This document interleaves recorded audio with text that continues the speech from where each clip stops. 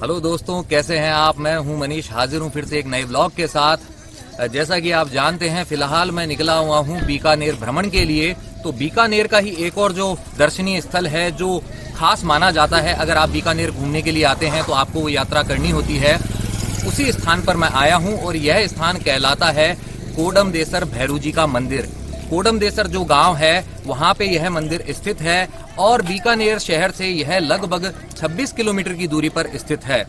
भैरव जी जो हैं, शिव जी के अवतार माने जाते हैं। कहा जाता है शिव जी की जो भ्रकुटी है, यहाँ से वो प्रकट हुए थे। भैरव जी जो हैं, उनके दो स्वरूप माने जाते हैं, एक है काल भैरव और एक है गौर भैरव, यानी कि गोरे भैरव जी। तो कलयुग के अंदर भक्तों के कष्टों का निवारण करने वाले दो देव माने जाते हैं, जिनमें माने जाते हैं एक हमारे वीर बजरंगबली हनुमान जी और दूसरे हैं भैरवनाथ जी। भय का हरण करने वाले कहलाते हैं भैरवनाथ जी। जी हाँ, हर इंसान को, हर व्यक्ति को किसी न किसी प्रकार का भय होता है। तो अगर वह अपने भय का निवारण करना चाहता है तो उसे आना चाहिए भैरव जी की शरण में, जिन्हें राजस्थान के अंदर कहा जाता है भैरू जी। तो यहाँ पे जो कोडमदेसर का जो भैरू जी का मंदिर है, यह गोरे भैरू जी का मंदिर है। और कहा जाता है कि शनि देव और जो राहु देव होते हैं, इनसे जो भी पीड़ित होता है, अगर वह अपने कष्टों का निवारण करना चाहता है, संकट को दूर करना चाहता है, तो उसे भैरव जी की शरण में आना चाहिए। इससे पहले भी मैं आपको एक भैरव जी के प्रसिद्ध मंदिर के दर्शन करा चुका हूं, जो था रिंगस के अंदर। जी हाँ, रिंगस के भैरू जी के आपने दर्शन किए थे खाटू श्याम जी वाले ब्लॉग के अंदर। और आज यहाँ बीकानेर वाली जो ब्लॉग सीरीज है, इसके अंदर आप दर्शन करेंगे कोडमदेसर के भैरव जी के मंदिर के। तो चलिए, सबसे पहले आपको मिलवाता हूँ मेरे सह यात्री से, जो आया है यहाँ मेरे साथ, जो मुझे लेके आया है यहाँ पर। तो यहाँ फिर से है मेरे साथ मेरा दोस्त सिप्पी। Hi friends. तो कैसा लग रहा है सिप्पी भैरू जी के आगे? बस मजा आ रहा है, सबसे बड़े देवता इधर यही हैं। तो सिप्पी, कितने टाइम बाद में यहाँ पे आना हुआ है दर्शन के लिए अब? मैं करीबन 1-2 महीने के बाद आया हूँ, बट मैं आता रहता हूँ यहाँ पे संडे को रेगुलर। यस। तो चलो आज तुम्हारे साथ ही दर्शन करते हैं। चलिए। ये देखिए, सामने ही है श्री भैरूनाथ मंदिर कोडमदेसर का।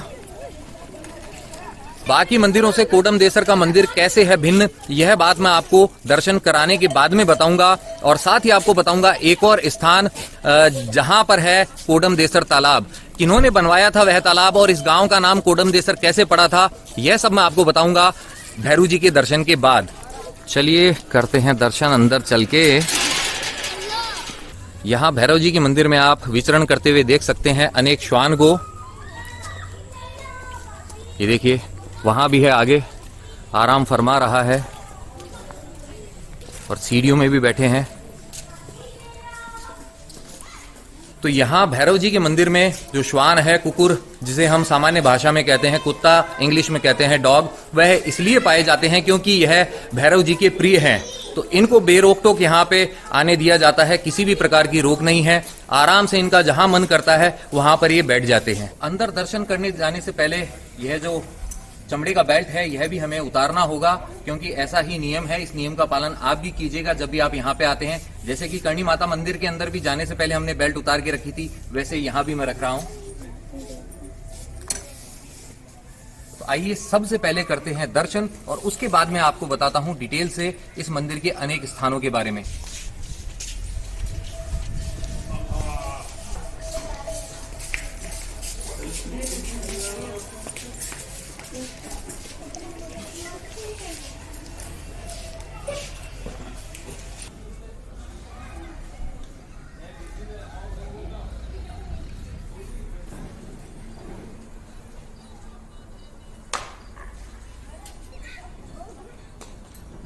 अब मैं आपको बताता हूं कि इस मंदिर की स्थापना यहाँ पे कैसे हुई थी और इस मंदिर की सबसे खास बात क्या है।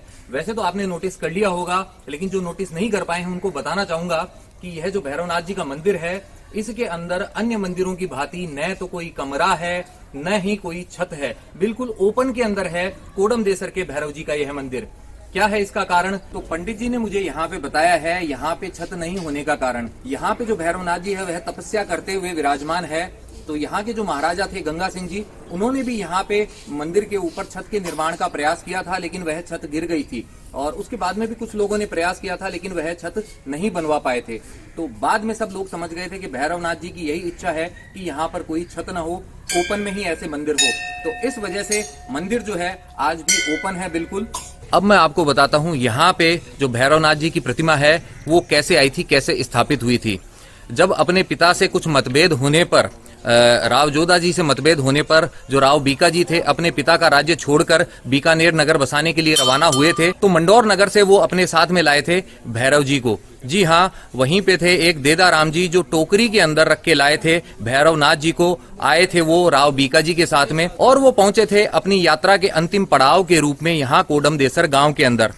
तो जो टोकरी थी जिसके अंदर भैरवनाथ जी की प्रतिमा विद्यमान थी उसे यहाँ पे रख दिया गया था विश्राम करने के लिए, और उसके बाद में जब उसे उठाने का प्रयास किया गया तो कोई भी उसे उठाने में सक्षम नहीं हो पाया था। तो जब भैरवनाथ जी जिस टोकरी में विराजमान थे उसे नहीं उठाया जा सका तो देदा राम जी ने भैरवनाथ जी की पूजा अर्चना यहीं पर करना शुरू कर दिया था, और जो पंडित सूरा जी थे उनसे यहाँ पर भैरवनाथ जी की प्रतिमा की विधिवत स्थापना करवाई गई थी। पहले राव बीका जी बीकानेर नगर को बसाने के लिए इसी स्थान को चुनते हैं, लेकिन बाद में किसी कारण से जो प्रेजेंट स्थान पे जहाँ बीकानेर है वहां पे बसाते हैं। तो पहले उनकी इच्छा थी यहीं कोडम देसर में बसे, लेकिन बाद में बीकानेर बसता है उस स्थान पर जहां आज है।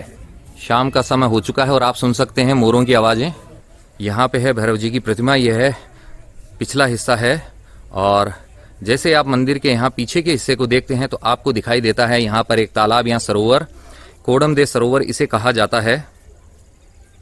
तो यह गांव कोडम देसर क्यों कहलाया कोडम देसर और किसने बनवाया था यह कोडम दे तालाब, अब आपको बताता हूं यह घटना। कहा जाता है कि जो लाडनू प्रदेश है यहाँ पर राजस्थान के अंदर, वहां पे कोडम दे माता होती थी जिन्हें यहाँ पे कोडी माता भी कहा जाता है। उनका विवाह पहले तय हुआ था जो राव चूड़ा के बेटे थे अड़कमल जी उनके साथ में, लेकिन जो कोडम दे माता होती हैं वह उस विवाह से इनकार कर देती है। बाद में उनका विवाह होता है पूगल देश के राजा शार्दुल जी से।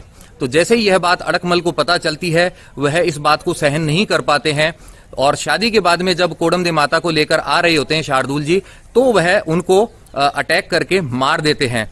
तो इस स्थिति के अंदर जो कोडम दे माता है वह सोच लेती हैं कि अब मुझे अपना जीवन नहीं जीना है, अपने पति के साथ ही वो जीना चाहती थी।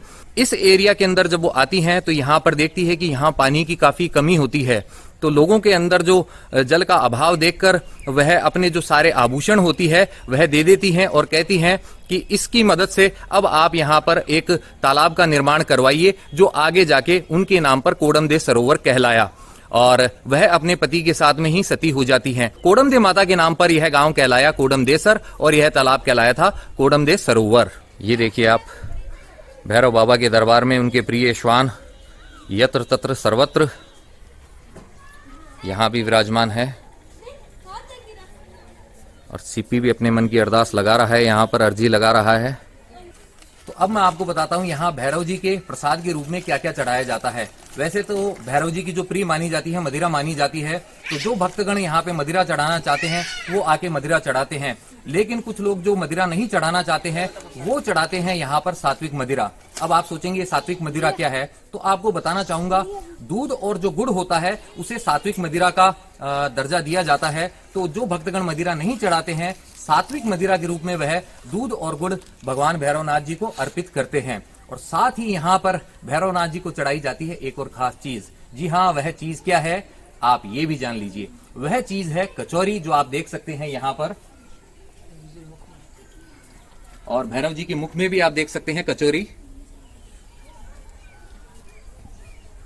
मुझे पता चला है कि संजय दत्त की फिल्म जो थी क्षत्रिय, जब उसकी शूटिंग यहाँ आसपास के एरिया में हो रही थी तब संजय दत्त को पता चला था यहाँ भैरवनाथ जी के मंदिर के बारे में। तब पहली बार दर्शन करने के लिए वो यहाँ आए थे, और उसके बाद में उनको भैरवनाथ जी में ऐसी श्रद्धा है कि वह रेगुलर यहाँ पे आते रहते हैं। तो यह बात तो सेलिब्रिटीज की थी, सिर्फ आपको बतानी थी इसलिए बताया। बाकी भैरवनाथ जी की जो कहते हैं ना कि महिमा, वो न किसी सेलिब्रिटी के आने से होती है। भक्त तो भक्त होते हैं, बाबा के दरबार में सब समान होते हैं।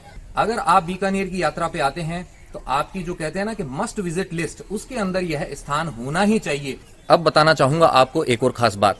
जब आप यहाँ दर्शन कर लेते हैं, आशीर्वाद ले लेते हैं भैरवनाथ जी का, तो उसके बाद में जैसे हम मंदिरों के अंदर जाते हैं तो आमतौर पे हम परिक्रमा करते हैं। तो अगर आप परिक्रमा करते हैं तो ध्यान रखिएगा, या तो आप करें एक परिक्रमा, अन्यथा आपको करनी होगी 5 परिक्रमा। इसके बीच की कोई संख्या या इससे ज्यादा की संख्या आपको नहीं करनी है।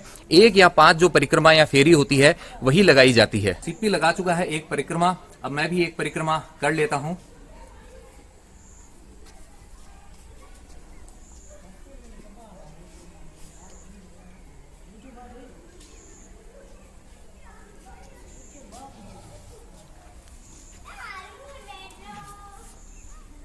अब मैं आपको बताना चाहूंगा जो भैरवनाथ जी का जो प्रसिद्ध मेला है वह कब लगता है। जो भाद्रपद महीना होता है उसकी 12, 13 और 14 को 3 दिन यहाँ पर मेले का आयोजन होता है। तब लाखों की संख्या में भक्त जो है दूर दराज से देश के हर हिस्से से यहाँ पर आते हैं और अपने श्रद्धा सुमन अर्पित करते हैं। तो जो छोटे बच्चे होते हैं उनका पहला जो मुंडन किया जाता है, तो जिनकी मान्यता होती है वो यहाँ पर आकर मुंडन करवाते हैं, जिसे राजस्थानी भाषा में कहा जाता है जड़ूला। तो छोटे बच्चों का जो पहला मुंडन जो होता है वह जो जड़ूला होता है वह यहाँ पे किया जाता है। और साथ ही जो नवविवाहित जोड़ा होता है वह भी यहाँ पर धोख देने के लिए, जात देने के लिए आते हैं। अब आपको सती माता कोडमदेव माता का जो देवल है या जो देवली है उसके दर्शन भी करवाता हूँ, आइए।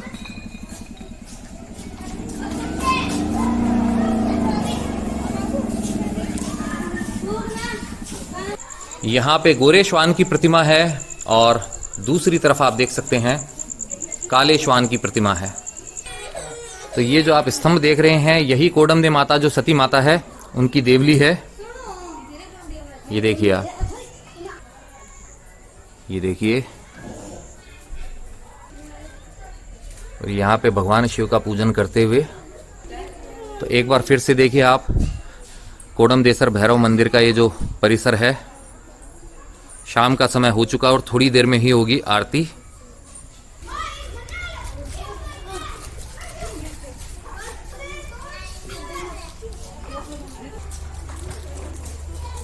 संध्या काल हो चुका है और 7 बजे होगी यहाँ पर भैरव जी की आरती। और शाम होने पर ये देखिए आसमान में जो लालिमा छाई है उसका रिफ्लेक्शन आप देख सकते हैं पीछे सरोवर के अंदर।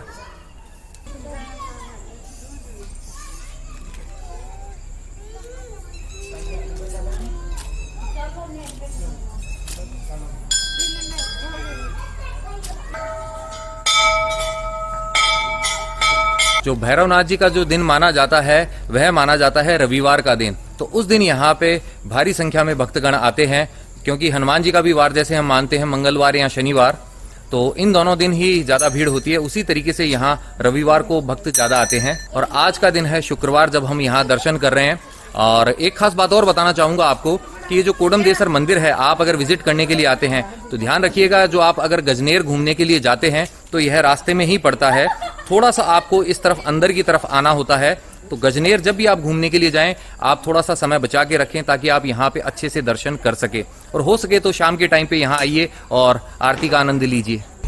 आरती की तैयारी शुरू हो चुकी है।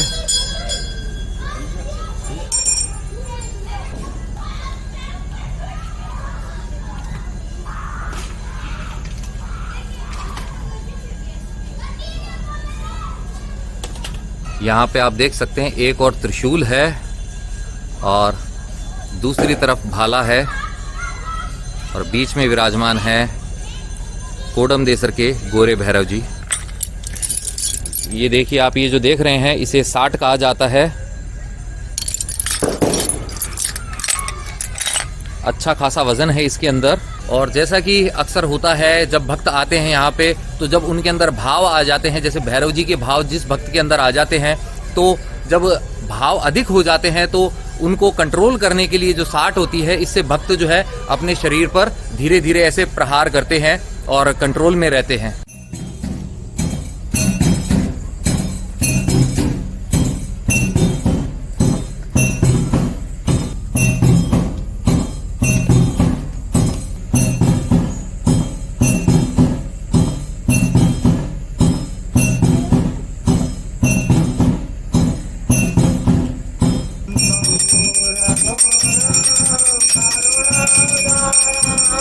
संसार सारं भुजगेन्द्रहारं सदा वसन्तं हृदयारविन्दे भवं भवानी सहितं नमामि।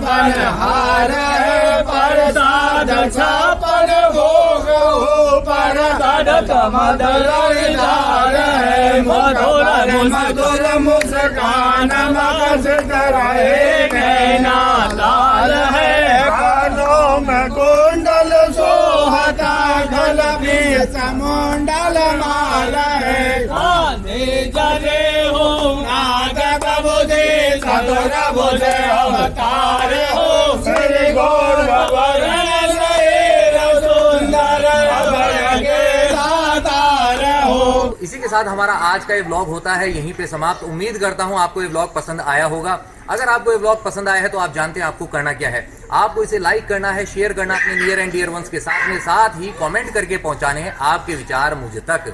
इस व्लॉग के थ्रू जो पहली बार चैनल पे आए हैं उनसे यही है कहना है कि सब्सक्राइब बटन को हिट कर दें और दबा दें बेल आइकन को और चुन ले ऑल वाला ऑप्शन।